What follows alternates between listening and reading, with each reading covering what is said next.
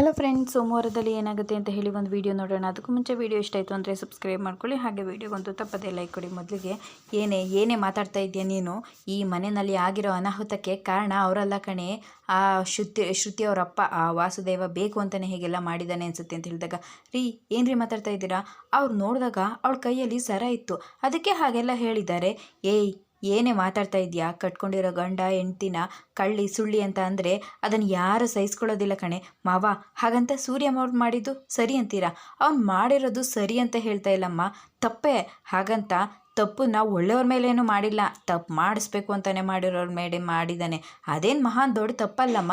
ಅಪ್ಪ ಅವರೇನು ಆ ಹುಡುಗಿನ ಕಳ್ಳಿ ಅಂತ ಹೇಳಿಲ್ಲ, ಕಳ್ಳಿ ಅನ್ನೋ ರೀತಿಯೇ ಹೇಳಿದ್ದು ಕಣೋ.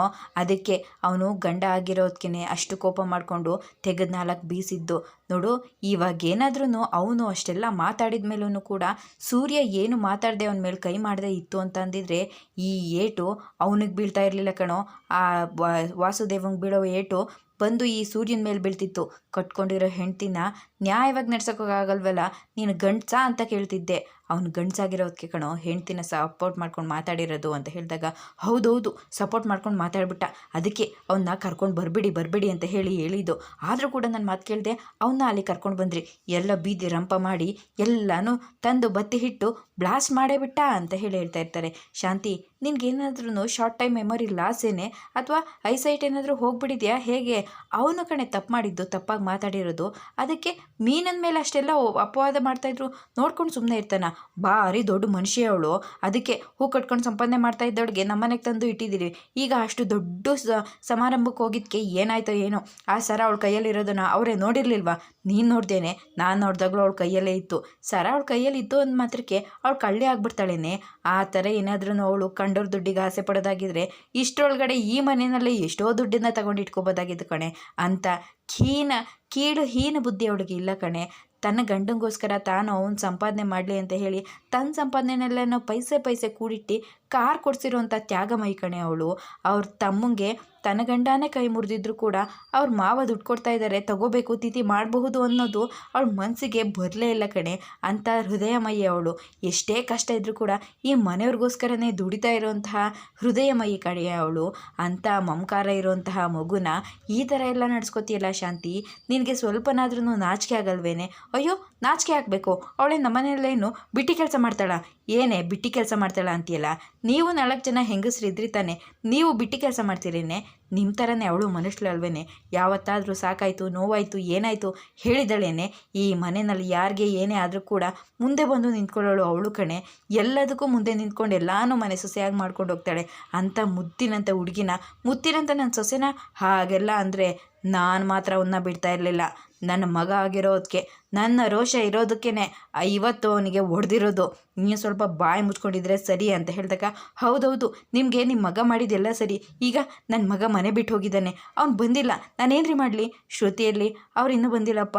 ರವಿ ಅವ್ನು ಬರದೆ ಹೇಗಪ್ಪ ಬರ್ತಾನೆ ಕಣೋ, ಬರಲೇಬೇಕು. ಅವನು ಈ ಮನೆ ಮಗ ಆದರೆ ಬಂದೇ ಬರ್ತಾನೆ, ಅಥವಾ ಅವಳು ಹೆಂಡತಿ ಆದರೆ ಬರದೇ ಇರ್ತಾನೆ. ನಾನು ಒಂದು ಫೋನ್ ಮಾಡಿ ಕೇಳೇ ಬಿಡ್ತೀನಿ ಅಂತ ಹೇಳಿ ರಂಗನಾಥ್ ಅವರು ಹೊರಗಡೆ ಬಂದು ರವಿಗೆ ಫೋನ್ ಮಾಡ್ತಾರೆ. ಒಂದು 3 ಸಲ ಫೋನ್ ಮಾಡ್ತಾರೆ, ಆದರೂ ರಿಸೀವ್ ಮಾಡೋದಿಲ್ಲ. ಆಮೇಲೆ ಮತ್ತೆ ರಿಸೀವ್ ಮಾಡ್ತಾನೆ. ಹಲೋ ಹೇಳಪ್ಪ, ಏನಪ್ಪ ಕೆಲಸ ಇದೆಯಾ? ಬ್ಯುಸಿನಾ? ಹೋಟೆಲಲ್ಲಿ ಇದೆಯಾ? ಕೆಲ್ಸಕ್ಕೆ ಹೋಗೋದಕ್ಕೆ ಮನಸ್ಸೆಲ್ಲಪ್ಪ ಬರುತ್ತೆ, ಮತ್ತು ಎಲ್ಲಿದೆಯಾ? ಮನೆಗೆ ಬಂದಿಲ್ಲ ಅಂತ ಹೇಳ್ತಾ ಇರ್ತಾರೆ. ಆಗ ಶ್ರುತಿ ಜೊತೆ ಅಂತ ಹೇಳಿದಾಗ, ಸರಿ ಆಯಿತು, ನೀನು ಮನೆಗೆ ಬರಲ್ವಾ ಅಂತ ಹೇಳಿದಾಗ, ಹೇಗಪ್ಪ ಬರಲಿ ಅವಳು ಅಂತ ಹೇಳಿದಾಗ, ಅವಳು ಮದುವೆ ಆಗಿರೋದು ನಿನ್ನನ್ನು ಕಣೋ, ನಿನ್ನನ್ನು ಒಪ್ಕೊಂಡ್ಮೇಲೆ ನಿನ್ನ ಮನೆಯವ್ರನ್ನೂ ಒಪ್ಕೊಳ್ಳೇಬೇಕು. ನೀನೇ ನಿಮ್ಮ ಮನೆಯವ್ರನ್ನ ಬಿಟ್ಟೋದ್ರೆ ಅವಳಿಗೆ ಅದೇ ಸದರ ಆಗುತ್ತೆ ಕಣೋ. ನಿನಗೆ ಯಾವತ್ತಿನವರೆಗೂ ನಿಮ್ಮ ಮನೆಯವ್ರು ಬೇಕಾಗಿರ್ತಾರೆ, ಅಲ್ಲಿವರೆಗೂ ಅವಳಿಗೂ ಬೇಕಾಗಿರ್ತಾರೆ. ನಿನಗೆ ಯಾವತ್ತು ನಿಮ್ಮ ಮನೆಯವ್ರು ಬೇಡ ಆಗ್ತಾರೋ ಆವತ್ತೇ ಅವಳಿಗೆ ನೀನು ಬೇಡ ಆಗ್ತೀಯಾ, ನಿಮ್ಮ ಮನೆಯವರು ಬೇಡ ಆಗ್ತಾರೆ. ಮೊದಲು ಇದನ್ನು ತಿಳ್ಕೊ, ಮನೆಗೆ ಮಗ ಆಗ್ತೀಯೋ ಹೆಂಡ್ತಿಗೆ ಗಂಡ ಆಗ್ತೀಯೋ ನಿನಗೇ ಬಿಟ್ಟಿದ್ದಪ್ಪ ಅಂತ ಹೇಳಿ ಫೋನ್ ಇಡ್ತಾರೆ. ರವಿಗೆ ಏನು ಮಾಡಬೇಕು ಅನ್ನೋದೇ ಗೊತ್ತಾಗೋದಿಲ್ಲ, ಬೇಜಾರು ಮಾಡ್ಕೊಂಡು ಕೂತಿರ್ತಾನೆ. ಅಷ್ಟರಲ್ಲಿ ಅವಳಿಗೆ ಒಂದು ಸತಿ ಮಾತಾಡ್ಸೋಣ ಅಂತ ಹೇಳಿ ಅವಳ ರೂಮ್ ಕಡೆ ಬರ್ತಾ ಇರ್ತಾನೆ. ಸೂರ್ಯ ಮತ್ತು ಮೀನಾ ಇಬ್ಬರು ಕೂಡ ಹೋಟೆಲ್ ಹತ್ರ ಬಂದು ನಿಲ್ಲಿಸ್ತಾರೆ. ರೀ ಇಲ್ಲಿಗೆ ಯಾಕ್ರಿ ಕರ್ಕೊಂಡು ಬಂದ್ರಿ? ಇಲ್ಲಿ ಪಿಕ್ಚರ್ ತೋರಿಸ್ತಾರಂತೆ, ಬಾ ನೋಡೋಣ. ಏನೋ ಹೋಟ್ಲಲ್ಲಿ ಪಿಕ್ಚರ್ ತೋರಿಸ್ತಾರ? ಪಿಕ್ಚರ್ ನೋಡೋಕೆ ಹೋಗಿದ್ದಾದ್ರೆ ಹೋಟ್ಲಿರುತ್ತಲ್ವಾ, ಹಾಗಿದ್ಮೇಲೆ ಹೋಟ್ಲಲ್ಲೂ ಪಿಕ್ಚರ್ ತೋರಿಸ್ತಾರೆ, ನೀನು ಬಾರಮ್ಮ ಸುಮ್ಮನೆ. ರೀ ಏನ್ರಿ ನೀವು ಅಂತ ಹೇಳಿದಾಗ, ನೋಡಮ್ಮ ಬೆಳಗ್ಗೆಯಿಂದ 2 ಬಿಳಿ ಇಡ್ಲಿಗಳು, 1 ಕಾಪಿಗಳನ್ನ ಕುಡ್ಕೊಂಡಿದ್ದೀನಮ್ಮ, ತಡ್ಕೊಳ್ಳೋದಕ್ಕಾಗ್ತಾ ಇಲ್ಲ. ಮನೆಗೆ ಹೋಗಿ ಊಟ ಸಿಗುತ್ತೆ ಅಂತ ಅಂದ್ಕೊಂಡ್ರೆ ನಾನು ಹೊಟ್ಟೆಗೆ ಹೊಲಿಗೆ ಹಾಕೋಬೇಕಾಗುತ್ತೆ. ಹೊಟ್ಟೆ ಒಳಗಡೆ ಪಿಲ ಪಿಲ ಅಂತ ಓಡಾಡ್ತಾ ಇದ್ದಾವೆ ಕಣಮ್ಮ ಇಲಿಗಳು. ಬಾ ಹೊಟ್ಟೆಗೆ ಏನಾದರೂ ಪೋಣಿಸ್ಕೊಂಡು ಹೋಗೋಣ. ರೀ ನಿಮಗೆ ಊಟ ಮಾಡೋದಕ್ಕೆ ಮನಸ್ಸಿದೆಯಾ? ಊಟ ಮಾಡೋದಕ್ಕೆ ಬೇಕಾಗಿರೋದು ಮನಸ್ಸಲ್ಲಮ್ಮ, ಹಸುವು ತುಂಬಿ ತುಳುಕ್ತಾ ಇದೆ, ಬಾ ಬಾ ಬಾ ಅಂತ ಹೇಳಿದಾಗ, ರೀ ನನಗೆ ಊಟ ಬೇಡ. ಅಯ್ಯೋ ಇದೇನಮ್ಮ ಹಿಂಗಂತ ಇದೆಯಾ? ನಾನು ನಿನ್ನ ಇಲ್ಲಿ ಊಟ ಕರ್ಕೊಂಡು ಬಂದಿರೋದು ಯಾಕೆ ಅಂತ ಹೇಳಿದಾಗ, ಅಲ್ಲ ರೀ ನೀವು ಇವತ್ತು ಎಷ್ಟೊಂದು ಸಮಾಧಾನವಾಗಿದ್ರಿ, ಅಷ್ಟು ಸಮಾಧಾನವಾಗಿರೋದನ್ನ ನೋಡಿ ನಂಗೆ ತುಂಬ ಖುಷಿಪಟ್ಟೆ. ಆದರೆ ನೀವು ಅವ್ರ ಮೇಲೆ ಕೈ ಮಾಡಬಾರ್ದಾಗಿತ್ತು. ಏನಮ್ಮ ಹೇಳ್ತಾ ಇದೆಯಾ? ತಪ್ಪು ಮಾಡ್ದ ಹೊಡೆದಿದ್ದೀನಿ, ಆದರೂ ಅವ್ರು ದೊಡ್ಡವರು ರೀ, ಅವ್ರ ಮೇಲೆ ಕೈ ಮಾಡಬಾರ್ದಾಗಿತ್ತು. ಏನಮ್ಮ ನೀನು ಈಗ ಆಡ್ತಾ ಇದೆಯಾ? ಒಳ್ಳೆ ರೇಷ್ಮೆ ಹುಳದಿಂದ ರೇಷ್ಮೆ ನೂಲು ತೊಗೊಳ್ತಾ ಇದ್ದರೆ ರೇಷ್ಮೆ ಹುಳ ಅಂತಾರೆ, ಆದರೆ ನೀನು ಕೊನೆಗೊಂದ್ಸತಿಯ ಈ ಮಿಂಚುಳಾಡ್ದಂಗೆ ಆಡ್ಬಿಡ್ತೀಯಲ್ಲ ಅಂತ ಹೇಳಿದಾಗ, ಅಲ್ಲ ರೀ ದೊಡ್ಡವರಲ್ವಾ, ನೋಡಮ್ಮ ಯಾರ್ಯಾರಿಗೆ ಎಷ್ಟೆಷ್ಟು ಮರ್ಯಾದೆ ಕೊಡಬೇಕು ಅನ್ನೋದು ನನಗೆ ತುಂಬ ಚೆನ್ನಾಗಿ ಗೊತ್ತಿದೆ.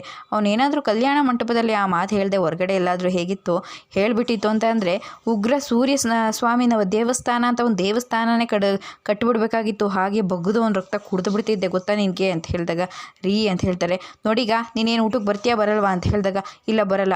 ಸರಿ ಆಯಿತು ಬಿಡು, ನಾನು ಯಾವುದಾದ್ರೂ ಒಂದು ಸನ್ಯಾಸಿನ ಎತ್ತಾಕೊಂಡು ವೆಂಕಟೇಶ್ವರಕ್ಕೋ ಮಂಜುನಾಥೇಶ್ವರಕ್ಕೋ ಹೋಗ್ಬಿಡ್ತೀನಿ. ಏನು ರೀ ತೀರ್ಥಯಾತ್ರೆಗೆ ಹೋಗೋ ಥರ ಹೇಳ್ತಾ ಇದ್ದೀರಾ? ಇದು ಒಂಥರ ತೀರ್ಥಯಾತ್ರೆ ಇದ್ದಂಗೆ ಕಣೆ. ತೀರ್ಥ ಕಡಿಮೆ ಆಯಿತು ಅಂತಂದರೆ ತೀರ್ಥಯಾತ್ರೆ, ಜಾಸ್ತಿ ಆಯಿತು ಅಂತಂದರೆ ದೊಡ್ಡ ಜಾತ್ರೆನೇ ಆಗುತ್ತೆ.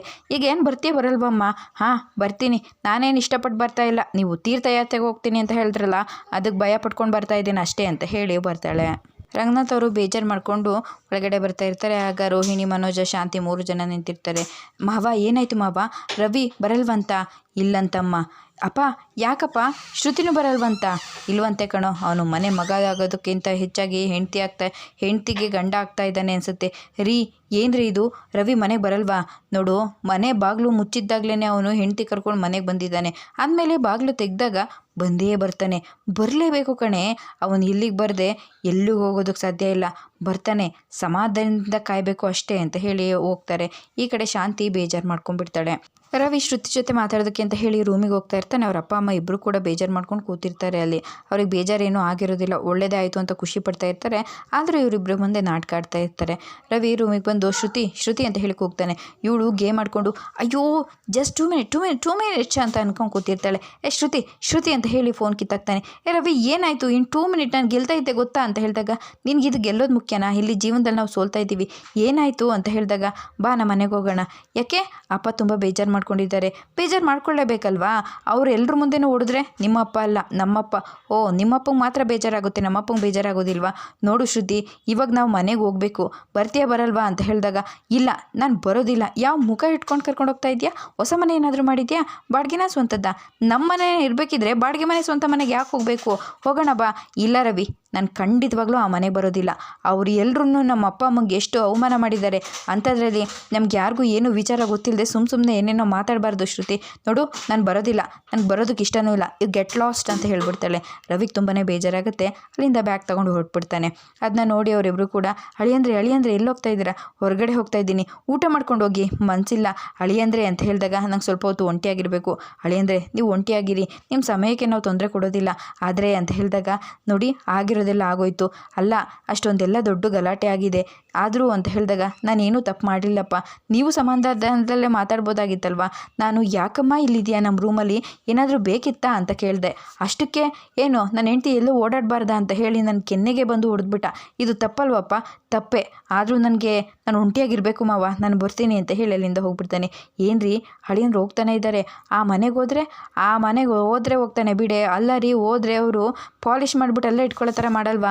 ನೋಡು, ಅವನ್ನ ಆ ಮನೆ ಮಗ ಆಗಬಾರ್ದು, ಈ ಮನೆ ಅಳಿ ಆಗಬೇಕು.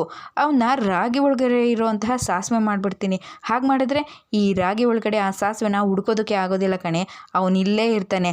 ಆಗ ಆ ಮನೆ ನರ್ಕ ಆಗುತ್ತೆ. ಅವ್ರ ಸಂತೋಷ ಎಲ್ಲನೂ ಹೇಗೆ ಹಾಳು ಮಾಡ್ತೀನಿ ನೋಡು, ನನ್ನನ್ನೇ ಎದುರಾಕೋತಾನಲ್ವಾ, ಅವ್ರ ಜೀವನದಲ್ಲಿ ಚೆನ್ನಾಗಿರೋದಿಲ್ಲ ಕಣೆ ಅಂತ ಹೇಳಿ ತುಂಬಾ ಕೋಪ ಮಾಡಿಕೊಂಡು ಖುಷಿ ಪಡ್ತಾ ಇರ್ತಾನೆ. ಶಾಂತಿ ಒಬ್ಬಳೆ ಕೂತಿರ್ತಾಳೆ. ರೋಹಿಣಿ ಬಂದು, ಅತ್ತೆ ಬೇಜಾರು ಮಾಡ್ಕೋಬೇಡಿ ಅತ್ತೆ, ಎಲ್ಲ ಸರಿ ಹೋಗುತ್ತೆ ಅಂತ ಹೇಳಿ ಹೇಳ್ತಾಳೆ. ಮನೋಜ್ ಕೂಡ ನಿಂತಿರ್ತಾನೆ.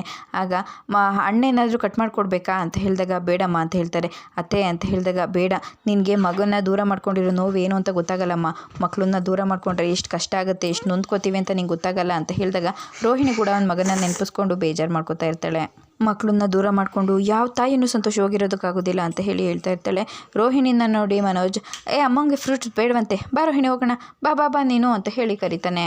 ಶಾಂತಿ ಹಾಗೆ ಕೂತ್ಕೊಂಡಿರ್ತಾಳೆ. ರಂಗನಾಥರು ಬರ್ತಾರೆ. ಶಾಂತಿ ಅದ್ರ ಬಗ್ಗೆನೇ ಯೋಚನೆ ಮಾಡಬೇಡ ಕಣೆ, ಹೋಗಿ ಮುಂದಿನ ಕೆಲಸ ನೋಡು ಅಂತ ಹೇಳಿದಾಗ, ಹೇಗೆ ಹೋಗಲಿ ನಾನು ಹೊಟ್ಟೆ ಉರಿತಾ ಇದೆ, ನನ್ನ ಮಗ ನಮ್ಮ ಮನೆಯಲ್ಲಿ ಇಲ್ಲ ಅಂತಂದರೆ ಅದನ್ನು ಹೇಗ್ರಿ ಸಹಿಸ್ಕೊಳ್ಳಿ ಅಂತ ಹೇಳಿ ಕೇಳ್ತಾರೆ. ಆಗ ಸಹಿಸ್ಕೊಳ್ಳೇಬೇಕು ಕಣೆ, ಈಗ ತುಂಬಿದ ಗೊನೆಗೆ, ಹಣ್ಣಾಗಿರೋ ಗೊನೆಗೆ ಕಲ್ಲ ಒಡೆಯೋರ ಸಂಖ್ಯೆ ಇದ್ದೇ ಇರುತ್ತೆ. ತುಂಬಿದ ಮನೆ ಅಂದಮೇಲೆ ದೃಷ್ಟಿ ಹಾಕೋದು ಇದ್ದೇ ಇರುತ್ತೆ ಕಣೆ, ಎಲ್ಲ ಸರಿ ಹೋಗುತ್ತೆ.